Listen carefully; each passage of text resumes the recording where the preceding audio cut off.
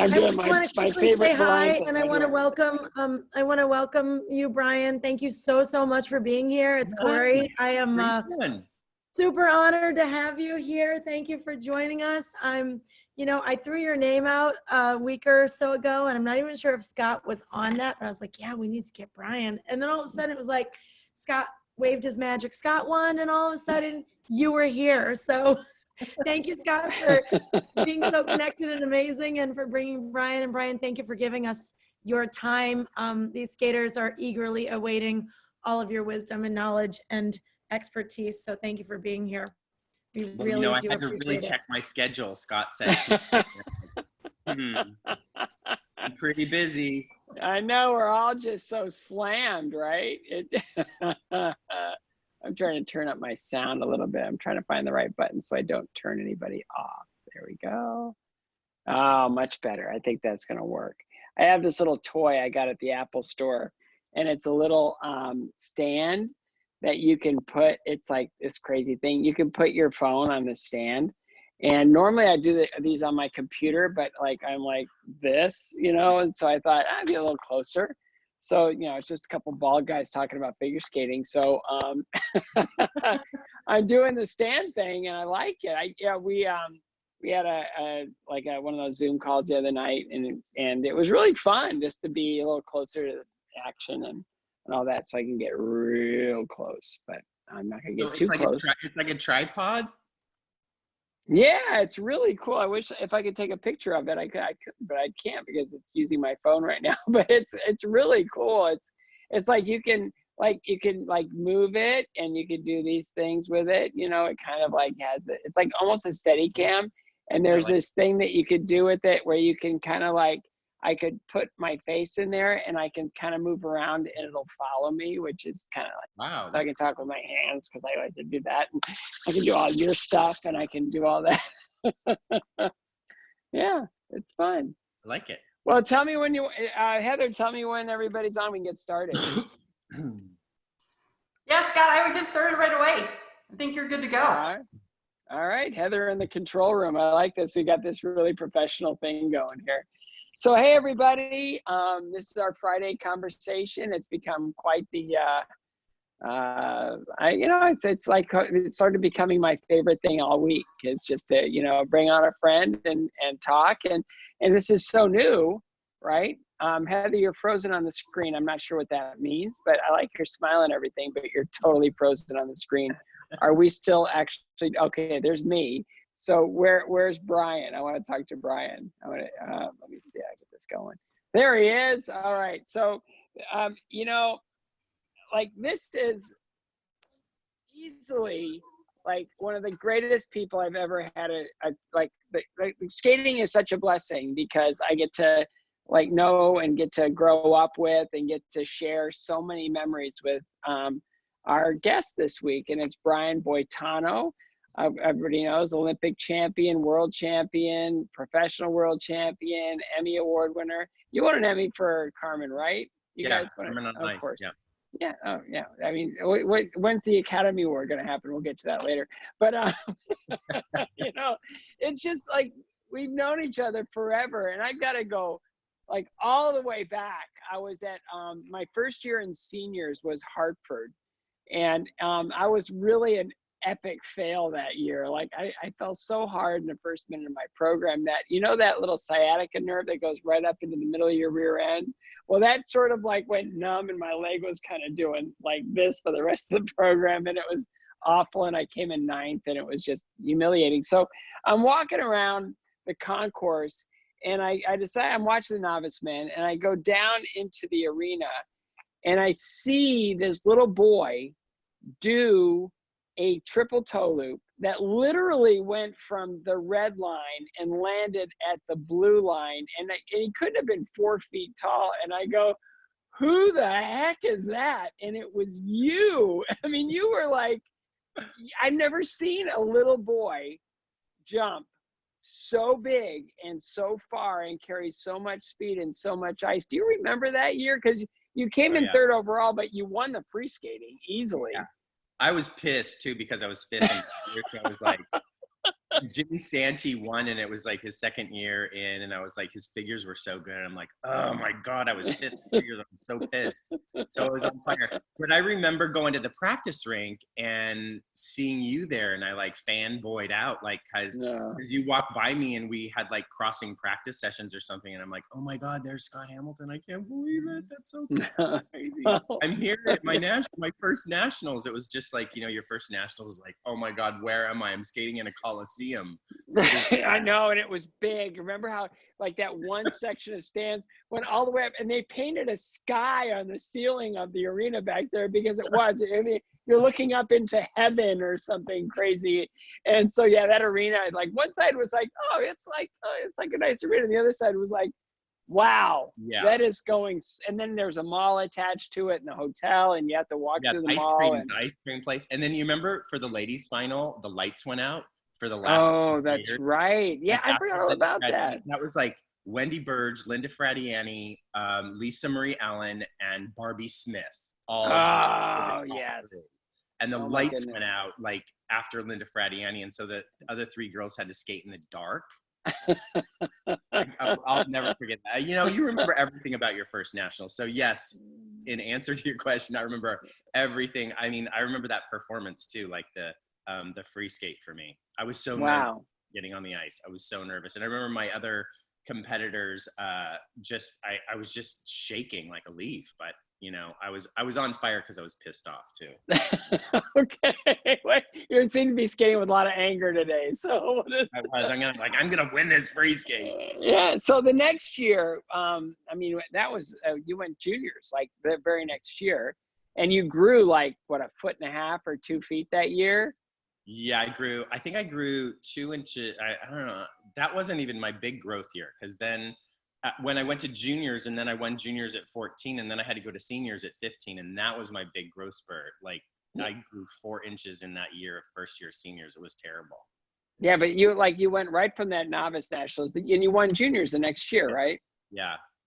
Because that was a huge year for me too. Because I went from my like loser time in Hartford, I went straight to world team the next year, and it was in Portland, Oregon, right? What that nationals were. Yeah. But I remember you because you had like that was your first year you got triple Lutz, right? Yeah. Your junior year. And I was like, holy cow, this guy is like, I thought I was all that with a triple Lutz. And then you're a junior doing triple Lutz. And I go, I got to keep an eye on that guy because he's we're really the only good. Doing triple Lutzes then. I think we were. I know you were the only guy in seniors doing triple Lutz then, right? Consistently, yeah. I think you know, so, like Charlie. Yeah, other guys were trying them, and yeah, David wasn't doing it. I don't think at that point he was doing triple flip. I think. And then Robert Wagenhofer. Yes, amazing. Yeah, he was amazing. Yeah, it was crazy how good he was. So you're like, you know, coming up, ding, but it was like all based, and I want to, you know, because a lot of our skaters right now that are watching are really young, and some of them are just now starting their competitive journeys, and you really, I mean, this is amazing to think about, and like, I don't know how often this happens. It's like, you know, like a professional sports player only playing for one team his entire career. Like, how often does that happen? Not very often, but you only really had one coach, like for your whole career. Yeah. One coach. And that's Linda Lever. And you guys have, you know, you're more than a coach-student relationship now. It's like she helps manage your career, and she does a lot of things with your scheduling, and she doesn't really teach anymore. But I mean, you took your very first steps and learned to skate with Linda Lever. And like, tell me about that relationship and how it just saw you through all those years.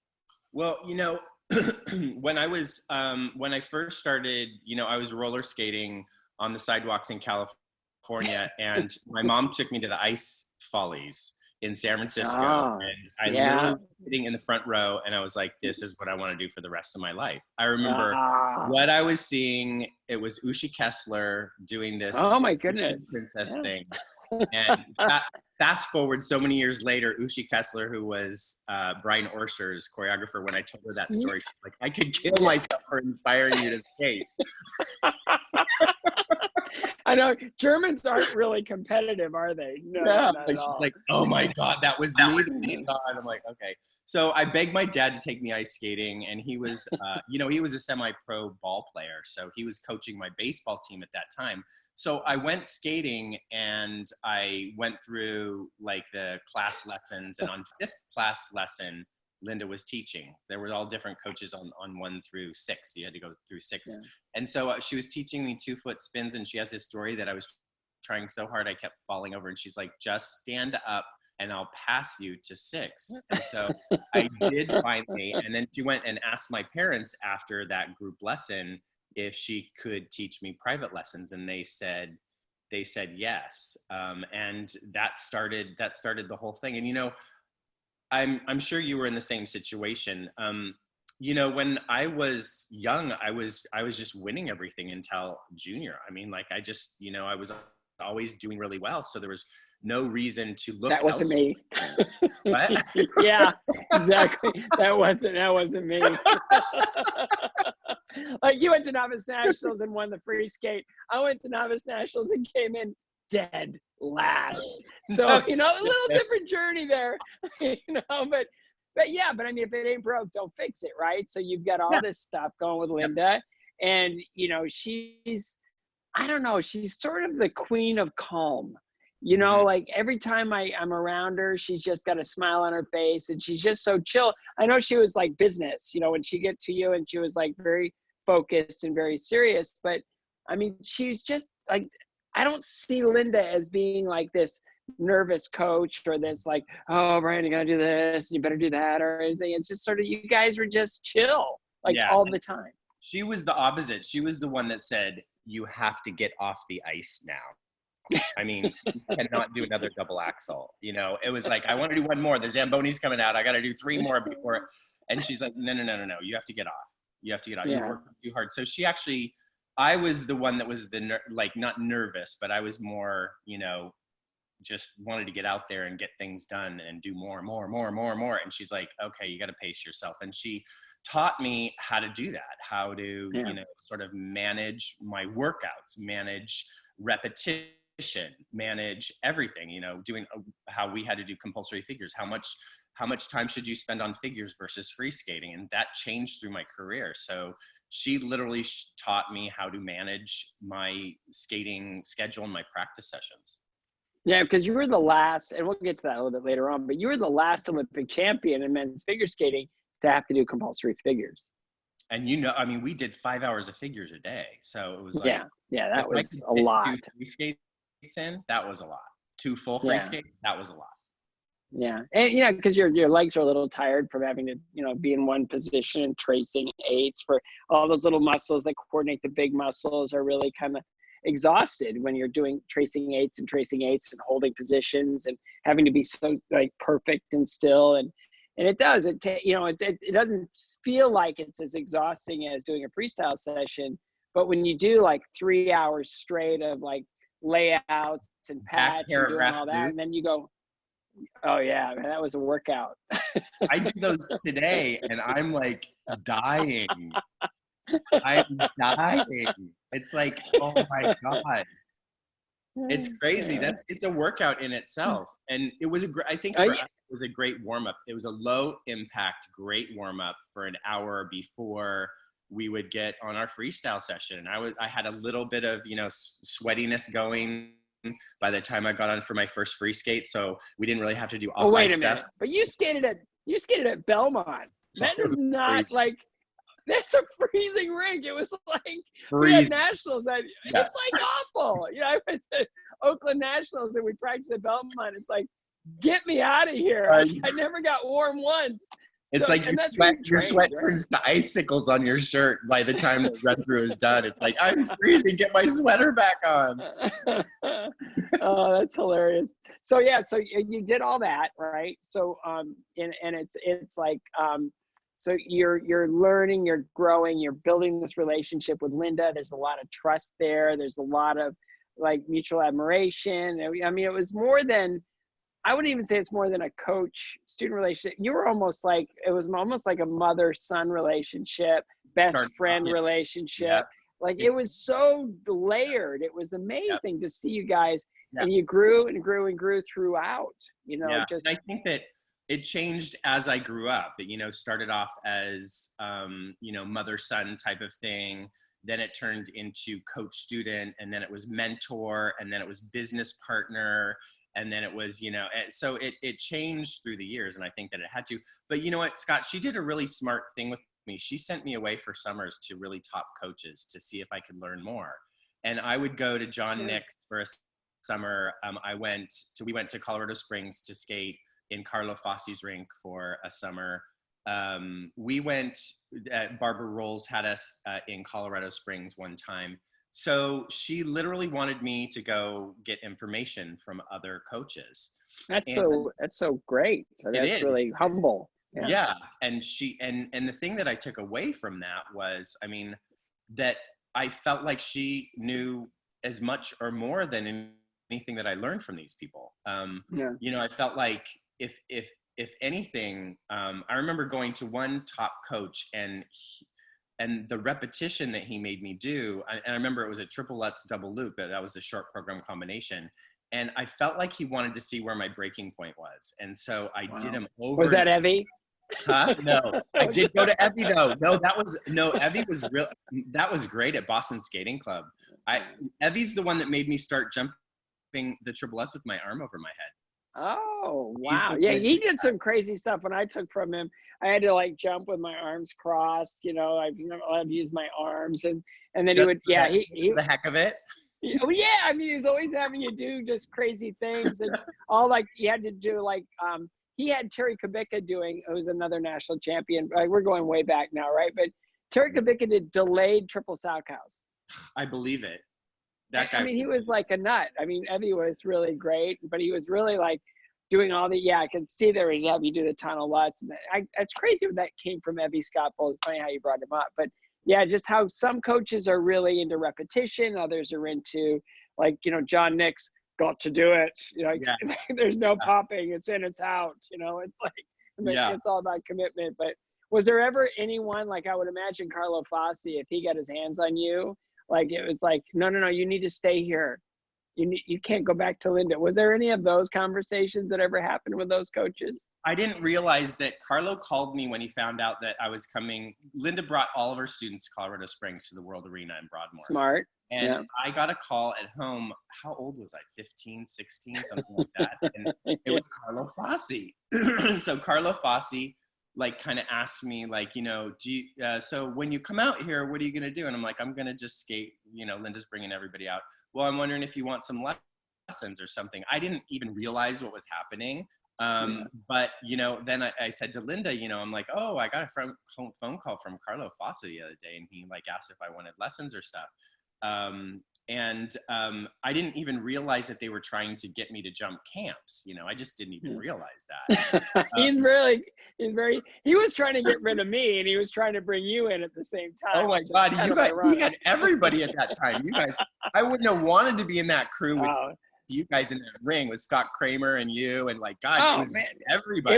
It was Robin Cousins, and then you had all the, Ronnie Shaver, you had all these people coming in, and Lynn Nightingale, and we had this rink that Emmy Watanabe and skaters coming in from all over the world. Susan Driano from Italy, Seattle, Italy, but it was really competitive, and it was really he was just recruiting. I don't know how he managed so many international skaters, but I was just wondering if he was ever trying to maybe you need to, Linda's really good, but she doesn't have the experience I have. You probably should just jump ship. Was there any of those? He didn't say that, but I remember when we did those in Squaw Valley, I was national junior champion and you were a bigwig senior.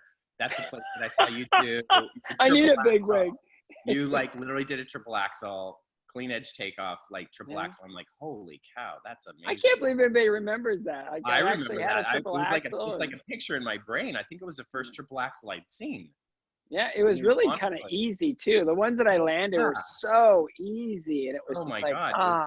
I didn't actually. It was weird because I didn't understand why you didn't put it into your repertoire. After I saw that, I'm like, where is it? The next year I came to nationals, and I'm like, he's got to be doing triple axels here. But I mean, that it goes to show you were ahead of the pack anyway, so you didn't need to be doing triple axels. So, but anyway, in that training camp, I took a figure lesson, and I hadn't had my gold figure test yet. So, and I like the top of the bracket, the back paragraph bracket was like dipped into the back counter, and I was trying to fix that, and he's like, "Don't bother fixing that. It's not a big deal." And I'm like, "That's a big deal.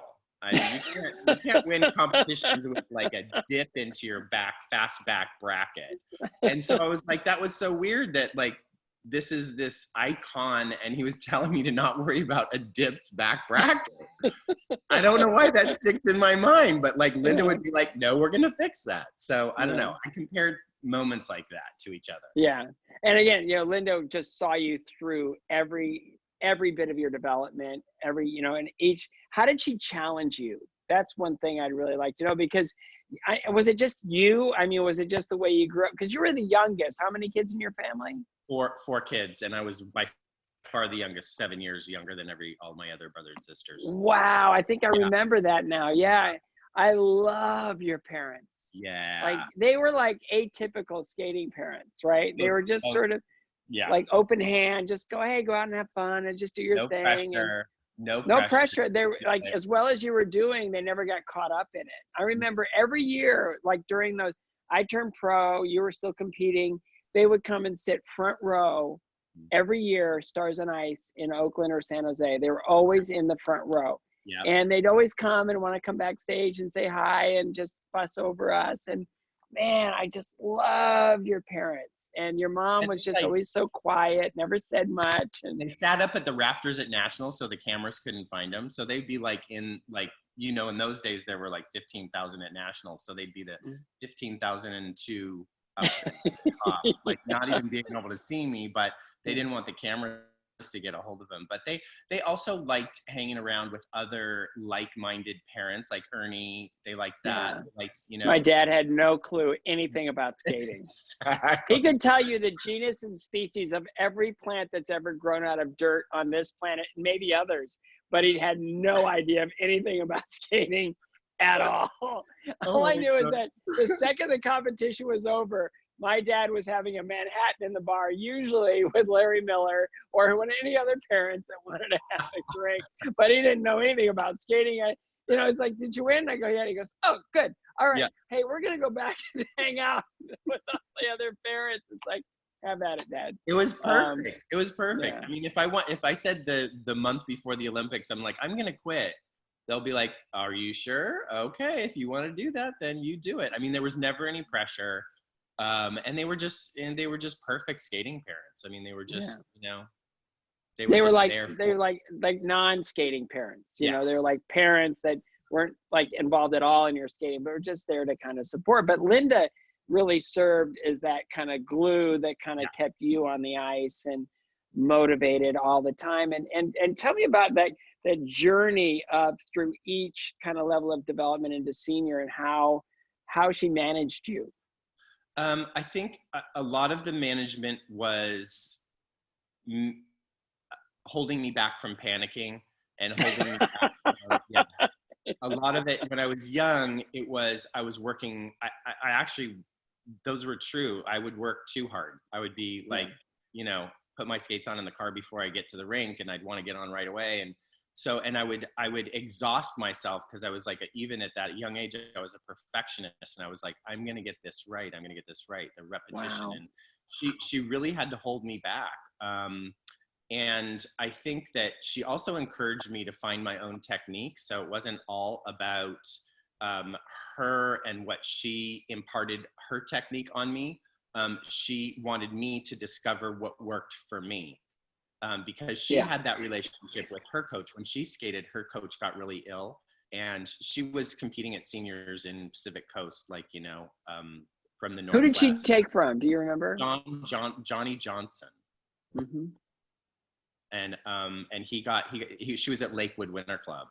So I think she was senior champion of the Northwest. So she was in Pacific Coast, and she always had really great figures, but he got sick. So he coached her over the phone, like, what's wrong. So she discovered a lot of technique things by talking to him over the phone and discovering them for herself. Wow, So that's so fascinating. Yeah, she was coaching herself basically, and then it went into coaching other people. Because she was really good about, breaking little things down and just, knowing that every little intricacy about why that didn't work. And I was always just, and again, just her calm, like always calm. I remember, it was so funny. I go back, I want to get to that, but I'm just so excited. I just want to go, keep going. But, it's like when you, kind of, when you started getting into the senior levels, and like I remember in San Diego, like, when we would have breakfast almost every morning, it would be, me and Dawn and you and Linda, and we'd have breakfast every morning just outside. It was so beautiful in San Diego that year and sunny every day, and it was just gorgeous. But I remember so specifically, we're in that tiny little rink in the mall. Do you remember this on practice? Yeah. And you were freaking out. Dick Button and Peggy Fleming were in the stands watching practice that day. Peggy arrived in a Turbo Carrera, and she was wearing black leather pants and a white silk top. I'll never remember. And the wind was blowing her hair, and it was like, I feel like I'm in some sort of television special right now, and I'm seeing Peggy Fleming, arrive. Anyway, so they're up in the stands, and you're like doing all your stuff, and being really nervous and kind of like, and you're just I'm freaking out. It told me we're skating around. I go, I am freaking out. I am so freaking out. And I go, what is your problem? I go, you're skating great. And he goes, no, that's the problem. I haven't missed a jump, not one jump since I've been here, and I just don't want it to be in the competition. I'm freaking out. I'm absolutely freaking out. And it's like, really? Because I'm missing jumps right, left, and center, and I feel pretty good out here. And so you went into your log program run through that practice. And again, it was a smaller size rink. It was a mall rink.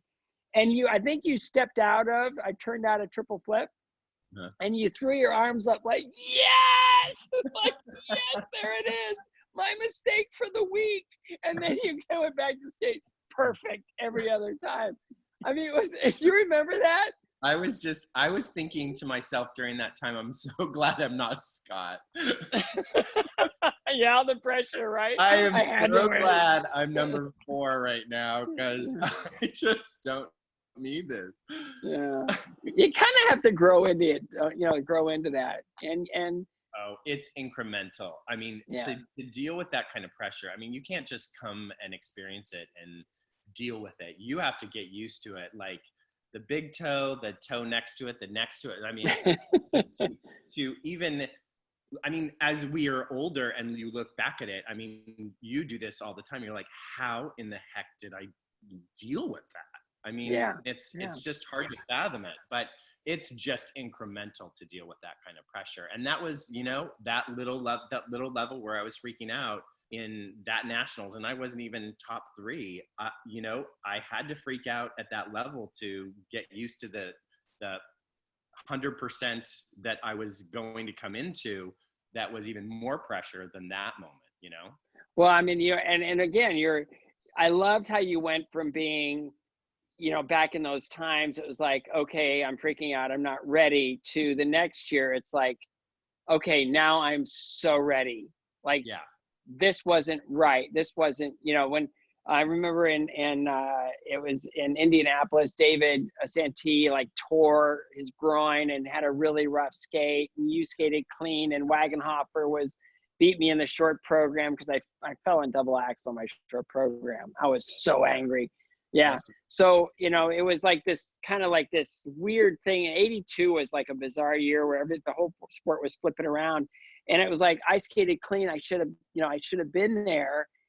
And yet, it was like the judges were not quite ready to kind of put you in that position.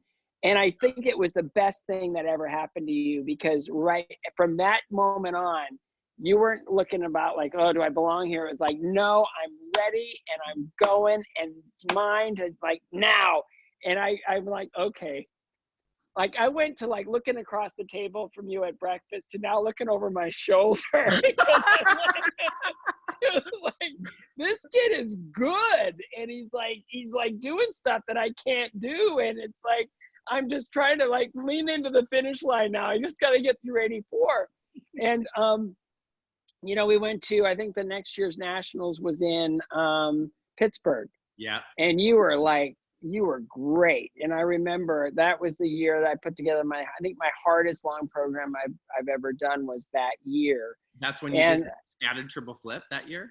Yeah. I know I did triple flip the next year, but I did double axel triple toe. I did the triple Lutz triple toe with out of the back takeoff, out of the backward crossovers. And it was like packed with so many jumps. I mean, it's just like, I don't know how many triples I had that year in that program, but I did, you know, kind of the change of edge takeoff for triple toe, the 3-turn triple toe, and triple toe on the landing of the double axle. And it was just a lot of that. But I mean, going back to you, I mean, but it was that year, I mean, you were just like, I could see your intensity and your hunger and your passion. And you went to Worlds that year. And I think that was the first time anyone had landed all 6 takeoffs of triples. Yeah, it was. And that was, and I placed seventh in Worlds that year, my first year. But yeah, I think I was the first person to do all the triples in a world championship. And then the year before at Nationals, 82, I mean, Indianapolis, that year that you talked about that I didn't make the podium at Nationals, that literally almost crushed me. I literally, like you said, it might've been the best thing to happen to me, but it literally almost took me down, because I remember when you guys went to Worlds, I was just waiting for the phone call, because I knew that David was injured, and I literally went home and waited for a phone call every day to say that David pulled out of Worlds and I was going. I mean, you know, and it just like, but the thing, Scott, the thing about that competition was, we had 3 compulsory figures, we had a short program, and we had a long program. Going backwards, in the long program, I skated clean with a triple axel the first time. In the short program, I was clean in the short program. My first 2 figures, I was in 3rd place or 4th place. So I was in shooting distance. I blew my 3rd figure and I dropped down. I hate it when that happens.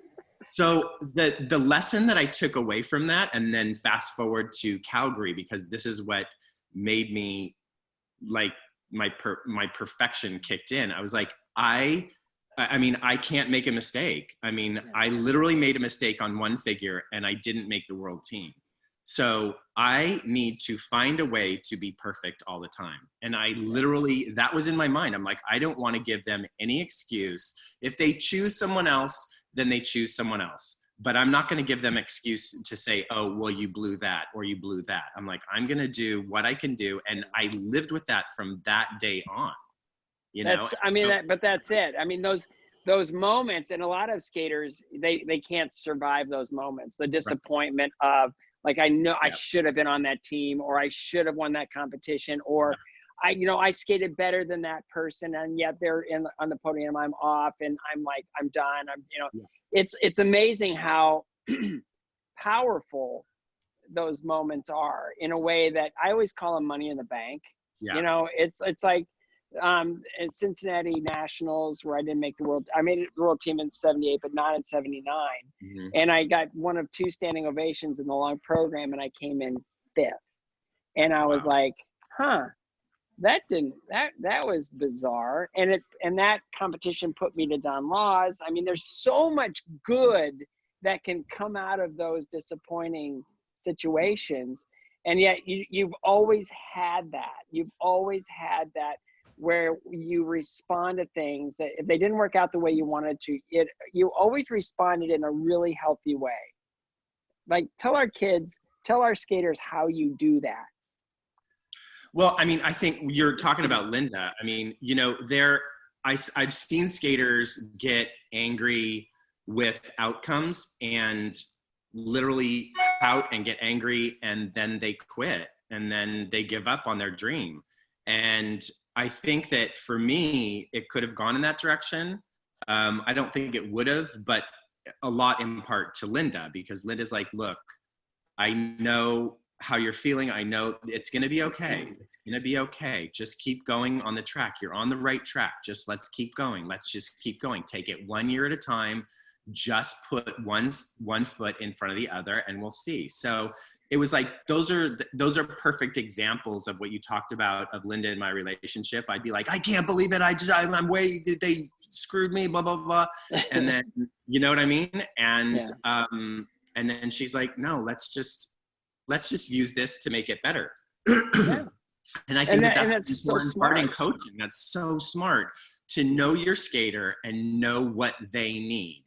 Because, you know, you can attest to it. Different skaters need other things. Like you were talking about Evie. Evie sometimes was like, get out there and just show them.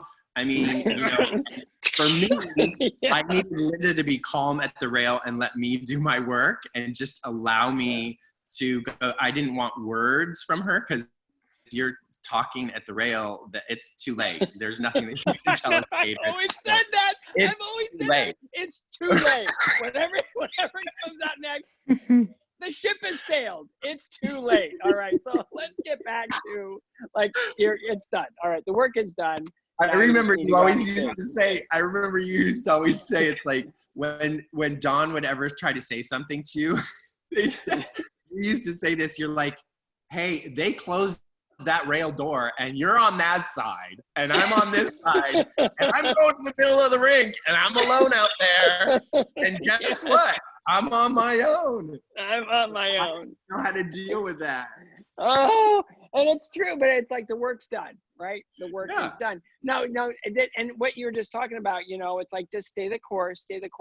What was the course? I mean, did you guys have like a master plan for like building and growing and was it 88 Olympics? I mean, were you thinking that 88 Olympics is the destination, or were you just going 1 year at a time? We were going 1 year at a time. And when I was young, she would give me, I still have my little notebooks. She would give me goals for each month. So by the end of this month, when I'm, you know, this age, we're going to do juvenile men. And I want you to have a double toe loop consistent. And that means landing 9 out of 10. And I want you to learn this, and I want you to get your sit spin better, and I want you to get this. So she would give me goals and I would write them in a book. And then as I reached those goals, I would check them off. So after, you know, when you're in seniors, you don't need that, but you would set, you know, other goals. So I think it's goal setting within the training. For me, every day that I would train was like a competition. Like when you're talking about like important in San Diego, when I started my long program, like every day I had one try. I couldn't restart it. And sometimes when I got older, I would, if I, you know, was really pissed and I did it, but I would make myself go through even if I was making mistakes, because I was literally in my brain, I was at nationals and this was my national performance every single day. And so I think that mental aspect of how you look at your practices is really important. It really is. And speaking of that, I remember Linda told me one time that her only concern for you was you were so consistent, the same amount of crossovers in the exact same place, and the setup was done in the exact same place. She said her only real fear was you were going to jump out of the same takeoff, you know, in a 185 or Olympics, 200 by 100 surface, you're going to take off out of the exact same takeoff, or you're going to hit a rut on a backward crossover going into Lutz or axle or something, and it was going to throw your balance. She said you were that consistent. Like there was never an extra push or an extra crossover. It was just, you were locked in, and nothing was ever going to be any different. And I use that as an example all the time with how do you become consistent? Well, the only way to become consistent is to be consistent, right? Yep, absolutely. And for me, and then that brings up a good point. So, and then Linda got me to, like, in the warm-ups because I would literally do in practices, I would be within this much of triple axle takeoffs. Like they'd be like boom, boom, boom, boom, boom. And I would have to, each pattern, I would mean to move them a little bit so they wouldn't trace. So then in warm-up, in the 6-minute warm-up, you would learn to completely set your pattern up like at a different long axis so that you didn't jump in the same place that you were going to jump in the program. That's cool. Yeah, that's interesting. Yeah. So yeah, I would completely move my axis so that it was way out of the way of where I would do it in the program. So that's kind of like, you know, that whole Linda and I figuring out things like that too. So, yeah, that was one of the things, but I would use marks on the ice. I would use the boards just to make sure that I was in the right place at the right time. Cause if, you know, that's always my theory is if you're doing what you should be doing at each moment, then all the moments link together and what can go wrong. If you're in the right position at each moment, then you're not going to make a mistake. It's only when you do something unusual and you're outside of your comfort zone or you're outside of your position that you know your position. Most skaters don't even know what position you are 2 crossovers before you jump. I'm like, if you would ask me, I'd be like, okay, that's the 3rd crossover before the mohawk. I'm in this position. My right arm's here, my left arm here. And I like knew every single moment of what position I should be in. And then the other thing too, is it occupies your mind. So you're not thinking, oh my God, look at all those people. It's like you're busy thinking, so you're not panicking. Yeah. Yeah. And again, it's just, that whole idea of everyday's competition and being in the same place at the same time, doing the same things over and over again, builds your muscle memory. And then you can just sort of check out, you know, psychologically when you get into those situations. Like, did you ever have those zone competitions where you just went out and it was just like, how did I do? Or was it just so automatic, you know, that It was mostly when we had our 5-minute and 15-second long programs in 5 seconds. And I was so tired in competition. It was like, do you remember the long program coughs we used to get after competition? We couldn't stop coughing for the like after, because it was 5 minutes and 10 seconds was my long program. Or Mark Cockrell coming into the locker room after he skated and throwing up in the trash can and telling us, oh, it's great out there. It's so easy. It's like, get out of my kitchen, Mark. I love you. Atlanta. It was Atlanta. I will never forget that. It's so easy. It's great out there. He was like, oh my God, it's so hard to breathe. It's so hard to breathe out there. And it's wet. It's wet along the whole Triplezza, and it's wet. It's like a puddle. Hey, good luck, guys. Good luck, guys. Yeah, that would drive me crazy. And I loved him. I adored Mark, but that would drive me absolutely insane. So back to like those years. Okay, so you were, and I'm gonna tell this story because it's hilarious.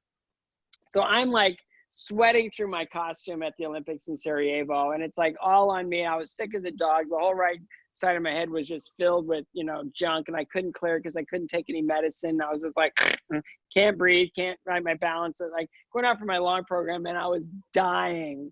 I was just so nervous, and I know I've got a 5 place. I like, it'd be really hard for me to mess this up, but I still want to skate great, and I'm in my zone. I'm doing my thing, and then you skate right before me, and you came up, and right in the middle of my preparation, you go, I skated perfect, and it was like, shut up, get off the ice, leave me alone.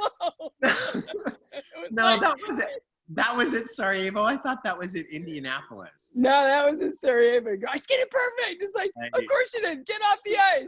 Like, you know. So you came in 5th at Olympics, which is great because I came in 5th in 80 and won 80. It was a good luck. And so then you won Olympics you won Worlds in the 2nd year of that 4-year period after I left. You won Worlds. And it was always kind of thought to be, it was like you, Orsa, all the time. And then it became the marketing hook, the Battle of the Bryans. But you won Worlds in 86. And then in USA World Championships in 87, which I think is one of the most important and one of the best things that ever happened to you. Orsa finally got on the top part of the podium, became the world champion. And then all of a sudden it's like, and you didn't respond to it in anger. You didn't respond to it in like disappointment. You responded in, and it's like, okay, now what do I need to do in order to win this thing? What you know, it's like, how could this happen? Because you didn't skate badly in Cincinnati at all that year. You skated well, but it was like, what do I need? I think, but I was trying to be the first guy to land a quad that year. That was my focus. I was trying to be the first guy to do a quad toe loop in competition. And And I didn't know if I would need it. And I didn't know if I would need a quad for the Olympics in 88, but I knew if I needed a quad in 88 with that pressure, I needed to start doing them in 86, 87. And so, you know, and so it went into the program for Worlds. I mean, you know, I just didn't know. And I left the quad in the warm-up. I mean, I remember seeing you after that, and you're like, I was hoping that, he goes, I saw that quad in the warm-up, and I was like, oh crap, you left it in the warm-up. And that was really the mistake that I made in that competition. And Brian won, but it made me review my whole skating like process and my career. And I had always had people like you guys to look up to. You, Brian Orser, Alexander Fadeev. You guys were smaller guys, you were quicker guys. And I was this big guy with, you know, 5'11", you know, 155 pounds. And I didn't move like you guys did. I wasn't quick footwork. I wasn't quick feet. I was strong and fast. And I was more, I think that I had a lot of power. But I always tried to compete against you guys on your level. And because I thought that's what the judges wanted to see. So I was always trying to be quick and, you know, poppy and hoppy and stuff like that. Because that's what was winning competitions. You were winning competitions. Fadeev was winning right after you. Orser was winning right after you. It was like, oh my God, I gotta become this skater.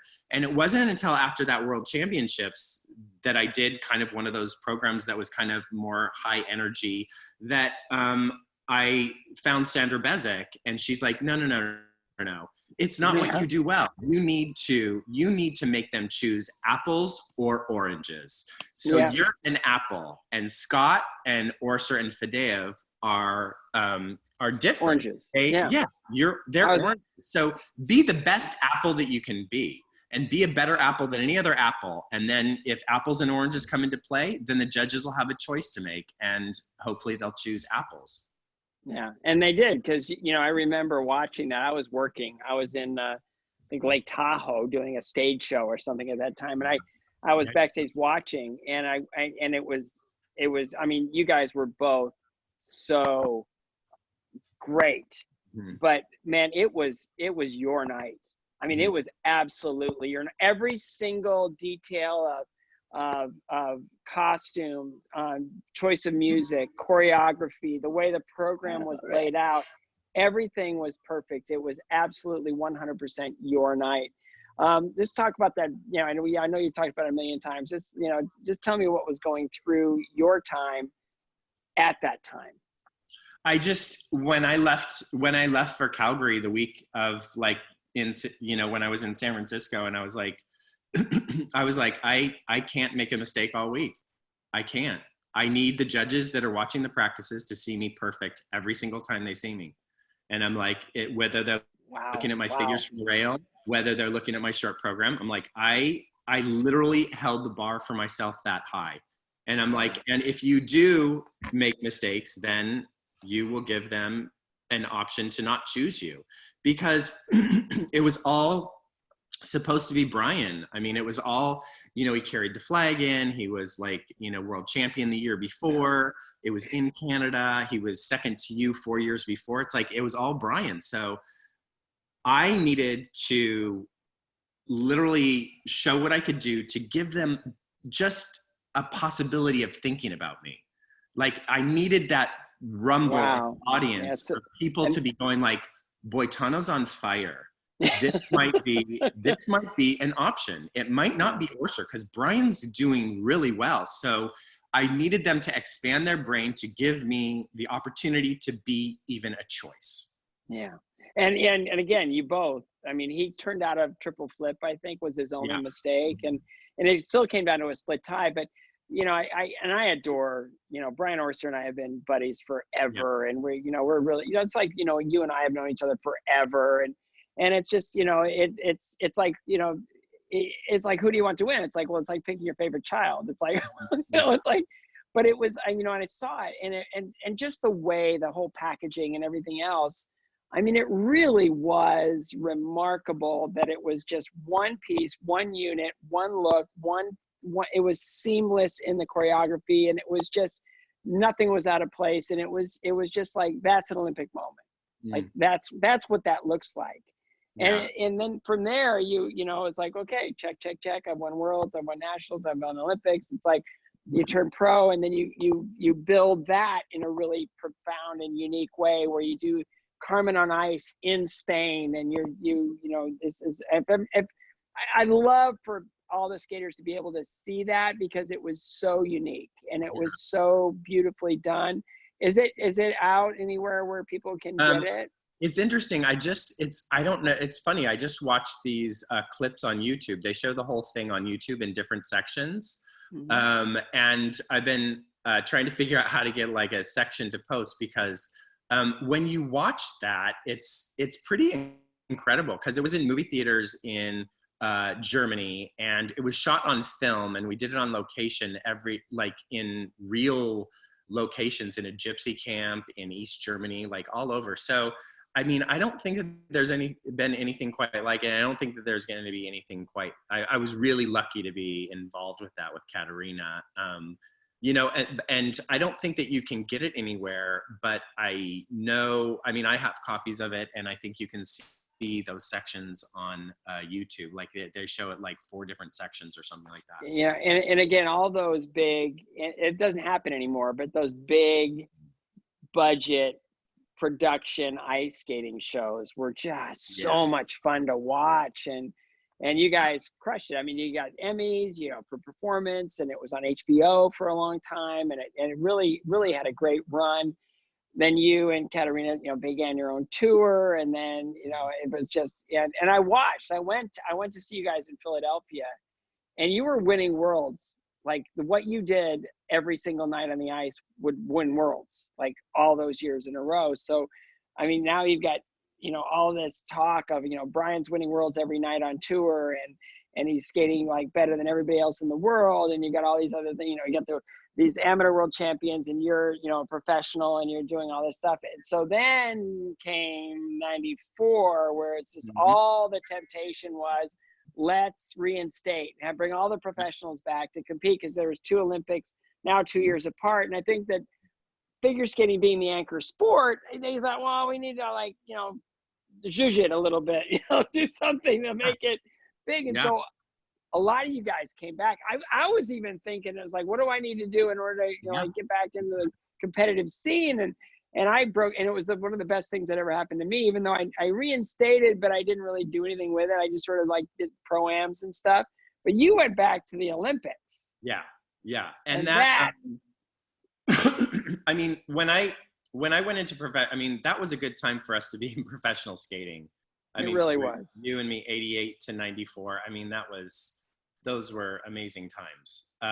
And I did, so like back to like as a professional, every night being on tour, I wanted to do a long program with like triple and triple axel to keep my chops up, because I always saw, like, you know, a lot of times in Landover, you know, what World Professional Championships, I would see not you, but I would see other people going out and doing like single axles and stuff. And I'm like, why aren't they doing what they can do? I don't understand that. Why work an entire lifetime to go out and water everything down as a professional? It's like, why not keep the level high? And so my commitment to professional skating was, and Paul Wiley always used to curse me, because he's like, I'm doing a triple axel in World Professionals tonight because you're making me do it. And I'm like, it's not, you don't have to do it. I'm going to do it. But, you know, so I just wanted to keep my level high. And so I thought, you know, I felt like I could be competitive in 94. And I thought, why not challenge myself and go back into competition? I mean, I feel like I'm in competition every night. And what better way to practice a long program than on tour in lights, getting on cold turkey, doing a triple axel, like, you know, in the no warm up, just go. No warm up, you just go out and do it. And I felt like in that way, I was prepared. The big thing for me, and that I don't think anyone knew, is I was really pretty badly injured that year. And even though I made the commitment to go back into competition, but, you know, in retrospect, I'm not sure that my body was really ready for it, because I couldn't do a lot of repetition. but it was a good experience. And I think it was, I think my biggest thing was that, if you're one of the best skaters, you earn your place back onto the podium and you earn a place in the Olympics, why shouldn't you go back? It should be all the best people in the world. It doesn't matter if they're amateur or professional. If you're one of the best and you earn your way onto a team, then you should be counted in. And so, Torval and Dean did it, Katerina did it, Victor Petrenko did it, Gordeev and Grinkov. Gordeev and Grinkov, yeah. So it was like, and you know what? We all should have done it because we were all within the pile of the best that could have been, on the podium. So, it's the best of the best, and that's what the Olympics is about. So and honestly, I mean, in the history of the sport, I can't think of anybody that competed, as a pure athlete, and as someone who's like, got I guess the integrity and the humility and the just being ambitious. But I got to bring this up because this was hilarious. This is one story I really want to tell. And that was, let me see if I can get this right. You remember this?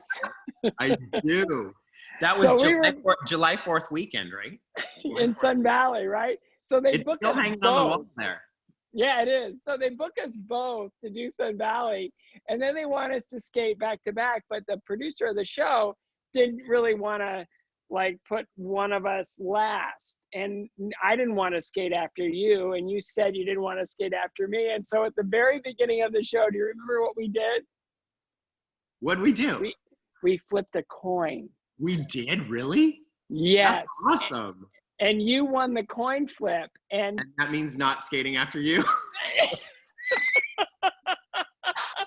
I have never been so nervous for a Sun Valley Ice show as skating right after you, and you were perfect. And it's like, okay, calm down. Okay, breathe. This is the most important performance of your professional life. And just, you don't want to be going out to Brian. Oh, I know. And it was like, everybody's in the front row and they're drinking champagne and wine. They don't even remember anything. But I was like, I was never so scared in my life. And it was like one of the greatest things that I actually stood up and got through my performance. But I mean, we've had so many great times together over the years. And amazing, yeah. And I one thing I want to leave, we got a couple minutes left. And I thank you so much for doing this for our skaters and everybody watching today. But if you could really just for our young skaters who are just starting their journeys and just starting, because right now we're locked out of the rink. We're trying to keep up with our studies and doing classes, do these webinars, and I get to do fun things like talk to you. But if you could impart any wisdom or anything you've learned, especially in these years when they're just starting their skating lives, what would you how could you encourage them, and what wisdom could you share with them? I always encourage kids to know what level that they want to partake in skating at. What, do you want to do it recreationally? Do you want to be a champion? What do you want out of skating? And I think that people know that at a young age. And every different level is really important, because what you learn in skating, skills with skating or athletics at all, is going to carry you through in life, and it will be beneficial whatever you do in life. If you go to school in business, you can use all the tools that you learn in skating for that. So know what level that you want to do it, and know that it's going to be beneficial at any level that you do it, and tell your coach and tell your parents at what level you want to compete or not compete or take part in skating at. And you need to let people know what level you're thinking of going to so that they can help you. Well, you've done it better than anyone else has ever done it. And, just what you continue to do with your cooking and the restoration of your home in Italy and your family, kind of history.